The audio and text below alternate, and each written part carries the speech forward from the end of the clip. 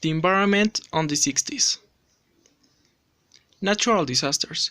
The 1960 Valdivia earthquake, also known as the Great Chilean Earthquake, is to date the most powerful earthquake ever recorded, rated 9.5 on the moment magnitude scale. It caused localized tsunamis that severely battered the Chilean coast, with waves up to 25 meters. The main tsunami raced across the Pacific Ocean and devastated Hilo, Hawaii. The Good Friday earthquake, the most powerful earthquake recorded in the USA and North America, struck Alaska and killed 143 people in 1964. Social revolution. In the second half of the decade, young people began to revolt against the conservative norms of the time, as well as remove themselves from mainstream liberalism, in particular the high level of materialism, which was so common during that era. This created a counterculture that sparked a social revolution through much of the Western world.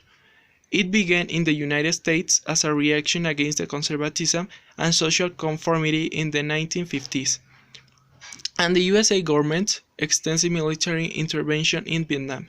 The youth involved in the popular social aspects of the movement became known as hippies. The movement.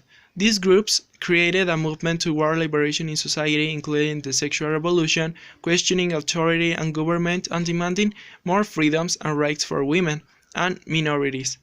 The underground press, a widespread electric collection of newspapers, served as a unifying medium for the counterculture. The movement was also marked by the first widespread socially accepted drug use, including LSD and marijuana, and psychedelic music too. This movement began in the campuses of universities and then became a kind of American life.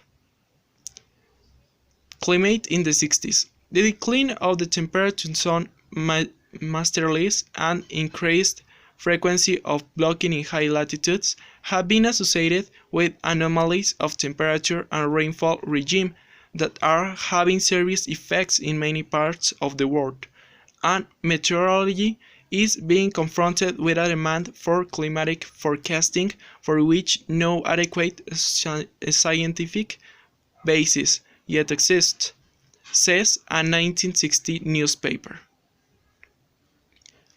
And a phrase that is iconic from that decade is "save the planet." So, save the planet.